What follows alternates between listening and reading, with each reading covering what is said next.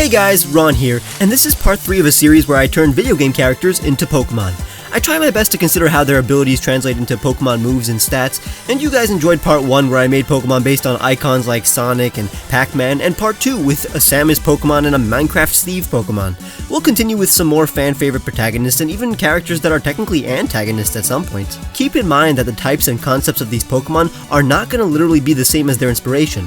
Just because I'm making a Megaman Pokemon, that doesn't mean it's going to be a robot that can copy the weapons of the ones it defeats. I want to create separate, believable Pokemon that have unique concepts based on their origin. Make sure to subscribe because next week I'm releasing part 2 of 4 artist designed Pokemon from the same description. And the week after that is the video where I redesigned the Pokemon you guys submitted.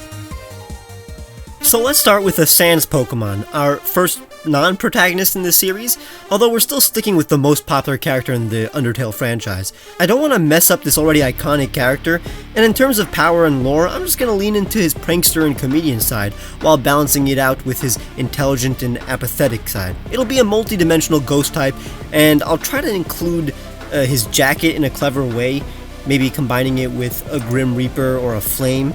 It'll definitely resemble Pokemon like Duskull and Gengar. So I'll start with Sans' iconic face. It'll be mostly untouched but have more sinister eye holes and no nose hole, just to streamline the design. The signature one pupil. Now I wanted to turn the hood of his jacket into this ghostly hood of a Grim Reaper, but then I realized it looked like fire, so I decided to go in an entirely different route. His head is floating inside blue fire. His lower body looks like hands inside pockets, but in reality it has no hands. Its feet resemble the shoes that jesters wear, but will eventually look more like fire. And I'll make its eye on fire too, kinda like the fan interpretation of Sans' eye glow, just making him look more mischievous, like he's on a leisurely walk on the way to pull a prank, and then I'm finalizing the design. I added these lines to fill in the emptiness, but also mimic the look of a thick spine. I mean, it'll pretty much have Sans' color scheme, but with a more aqua-colored fire. This looks like the mascot for some kind of energy drink, both hot and cold. Here comes Comedium, the Jester Pokemon. This Pokemon is observed to be laid back, but its fire burns stronger when defending its friends or fighting for justice. Despite its laziness, Comedium is incredibly intelligent. It is thought that its apathy is a result of its higher awareness. It can sense multiple timelines, use telekinesis, and teleport. Comedium loves to partake in leisurely pranks. It is believed that the soul of a court jester was born into this Pokemon. Comedium is very observant and can easily learn information and tricks. This Pokemon can be a true ally or your enemy if you fall down an unsavory path. It has a signature move called Skull Blast, which summons skulls that shoot fire.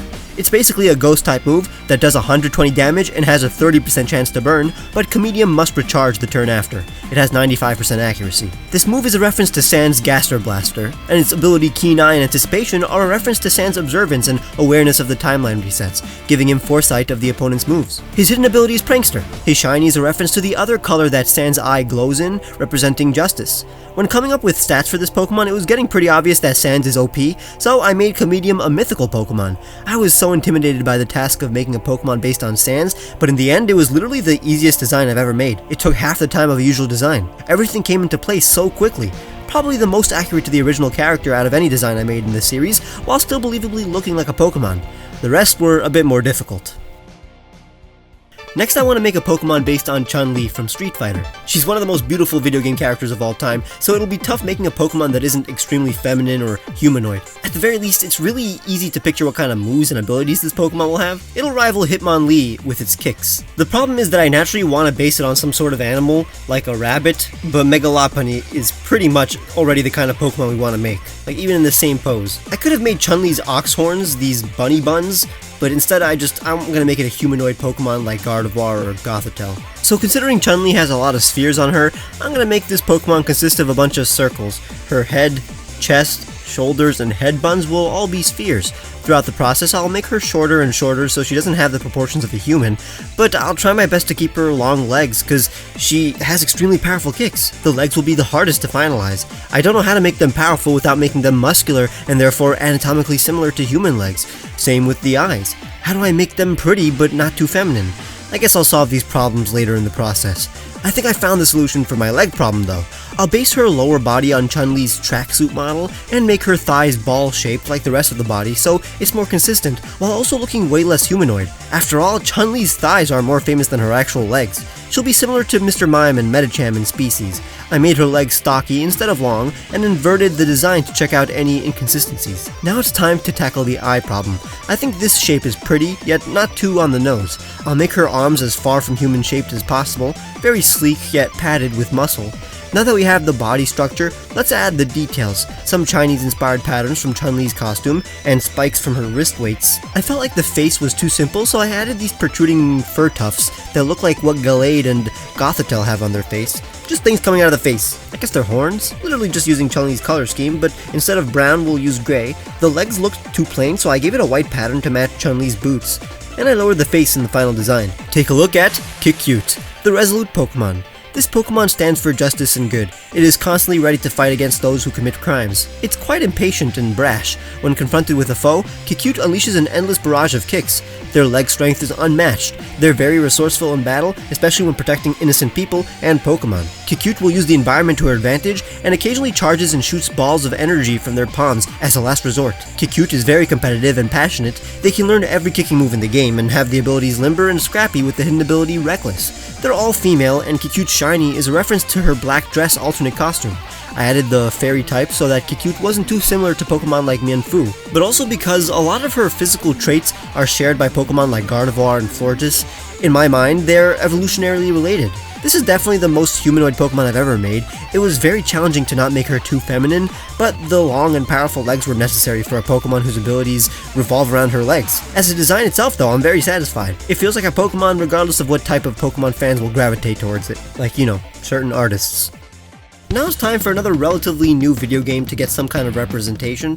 Splatoon. It actually came out just a few months before Undertale. I mean, we're making a Squid Kid. I'll combine it with the concept of graffiti, but I don't know how that will translate into the design just yet. All I know is that I'm making some kind of fun Squid Kid that can melt into the ink that it shoots. Inklings already kinda suit Pokemon, so all I have to do is combine their squid form with their humanoid form. This squid form is our primary inspiration, so I'm gonna draw a sassy version of it with the eyes of the kid form, a mouth, and maybe a set of tentacles that are crossed. I'll add some paint patterns on it, but this can't be the final pose, so I'll recreate it in a more action pose. I want it to look like it's running away from the cops, like it just graffitied some wall. Again, it's pretty simple, so this design didn't take much brain power. Hopefully it doesn't look too bland though. I'm banking on those paint patterns to elevate the design a bit. I'll give it some eyebrows that look like a drop of ink, and I could have gone with an ink pen motif, but this guy has the vibe of a spray painter, not a fancy ink pen. I have the idea that it shoots ink from the pads on its tentacles. That triangle is where the ink comes out of, and it'll have the color scheme of the default female Inkling. Check out Inkid, the ink Pokemon. These mischievous Pokemon like to leave their mark on territories by splattering colored ink. They have the ability to melt into this ink and travel through it. They love the thrill of battle and chases. Inkid come in a plethora of colors and can only travel the same colored ink as theirs. This allows teams of Inkid to maneuver through their turf while inhibiting the movement of outsider Inkid. They can stay undetected when swimming in their ink. This Pokemon is actually unable to swim in water, where their ink gets dissolved. They can glow in the dark and enjoy human art. They vandalize walls as a way to replicate the human art and language that they admire. They're easygoing and love fun. They have the ability Sniper and Infiltrator with the hidden ability Protean. They have a signature move called Ink Field, where they shoot ink around the battlefield, which they can melt into during battle. This raises their evasiveness and speed, but their stats will go back to normal after a water type move is used. It's like a boosted acid armor with a weakness. Their shiny is less of a shiny and more of an alternate color scheme. They have multiple of these. The orange and blue forms are the most common. This design is one of the most similar to the original character since it highly resembles an Inkling squid form, but still has elements of its humanoid form, like a mouth, expression, and its ability to use its tentacles as legs. I like the personality of this piece of art a lot. I wish I could have given it a more graffiti aesthetic, but that's impossible for me with Pokemon's art style. Now it's time for a Megaman Pokemon, but instead of making something that kinda looks like a Pawniard with a Mega Buster, I'm gonna take Megaman's Japanese name literally and create a Rockman. Making this Pokemon a rock golem will make it easy to keep Megaman's appearance and even give it a blaster that it shoots rocks out of. It's gonna be extremely straightforward. So this Pokemon will be in a classic Mega Man pose. It's literally Mega Man but made of rocks. I can't deny it. But the hard part is making it look natural and not too uniform, but still make sense and look like the anatomy of a rock Pokemon.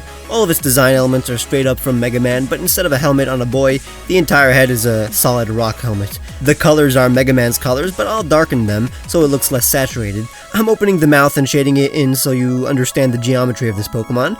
And here is Blaster Rock, the blasting Pokemon. Despite their rigid body and movements, these Pokemon are highly expressive and emotional. They act like human children and enjoy the company of others, but when Blastoise or their friends are in trouble, this Pokemon utilizes all of their abilities to take down their foe.